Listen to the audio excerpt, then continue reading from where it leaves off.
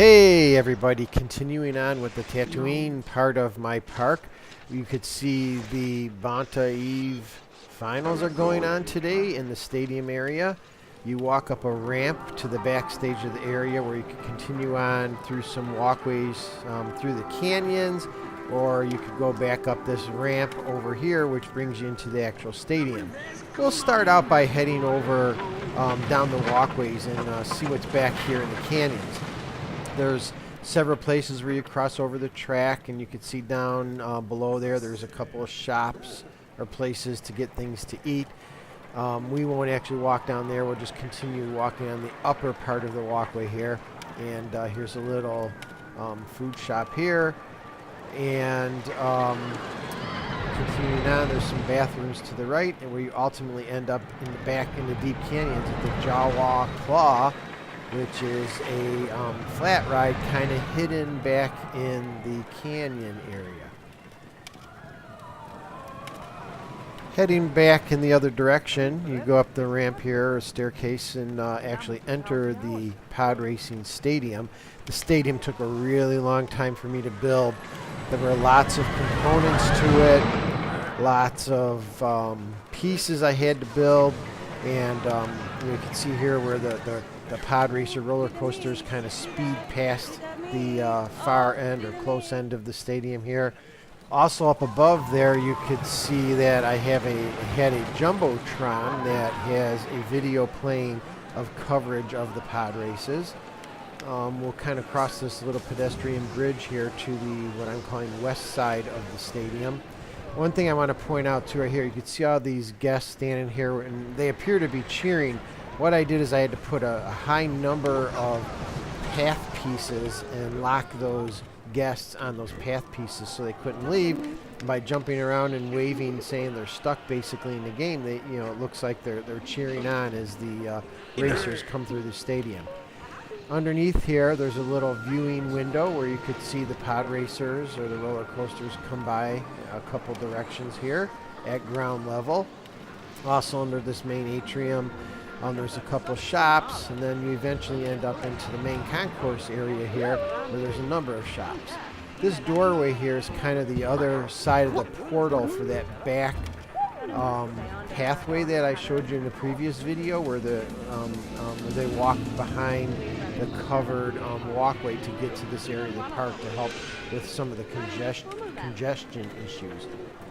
Here is the entrance to the queue line for the main pod racer coaster, which is inside this cave-like garage structure.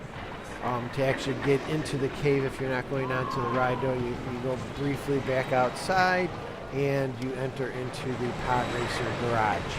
I wanted to give this garage the kind of look and feel of a hustle-bustle kind of pit area for the different aliens or racers working on their different pod racers. So here's the queue line for the roller coaster. You can see some engine hanging here, pipes and wires and tubes everywhere. You go down a little deeper into the path here. Here's one of those guys working on his pod racer, getting it ready to go. There's some water and restrooms you could get inside the garage area here. And if you go up the ramp, you finally come to the queue area for the Pod Racers Junior, which is basically a smaller version roller coaster of the big main ride.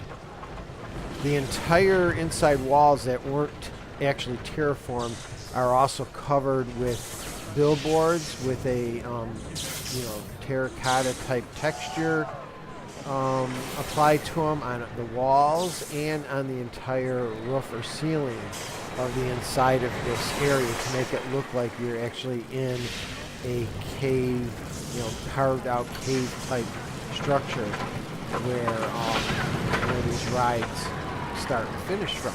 Again, you can here you can see another alien working on a pod racer.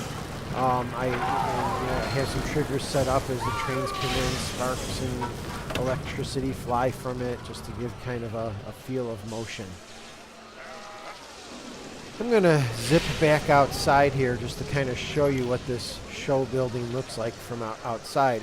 It started out as a big, square, basic concrete building, but I did a lot of terraforming on it to kind of cover up the hard edges of the show building, and then again cover the outside skin with billboards so that from the guest's view or guest's sight lines it looks like a large rock structure and not just a big square concrete building.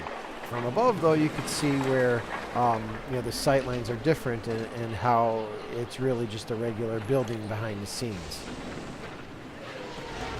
And this here just again shows you some more of the guest stands area or the viewer stands, some of the skybox areas where there's some people up there, and also some upper viewing platforms in these round areas as well. I gotta say, making round structures in this game does prove to be difficult, especially for me. I just don't have the patience to keep adding all these pieces on different angles, but I do it and I get away with it, but probably not the best work I could do. Here's a look from above at the canyon area where it supports the core tracks of the two different roller coasters that come through this area. And specifically, there's this one part of the main roller coaster here that I really like, where they flip upside down, and you actually go down the hill hanging upside down, which I don't think I've ever seen that in a real RMC type coaster, but I really thought it was a cool feature here, how you kind of get a head chopper while you're hanging upside down above the rocks. It's not a real steep drop, but I really think it added a lot of excitement to this particular coaster, and I think coming up in a second here, there you go, you can see the coaster whip by there. It was a little fast, but nonetheless you saw it.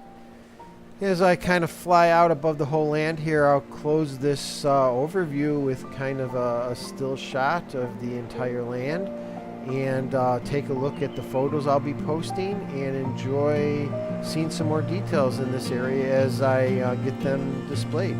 Bye, everyone.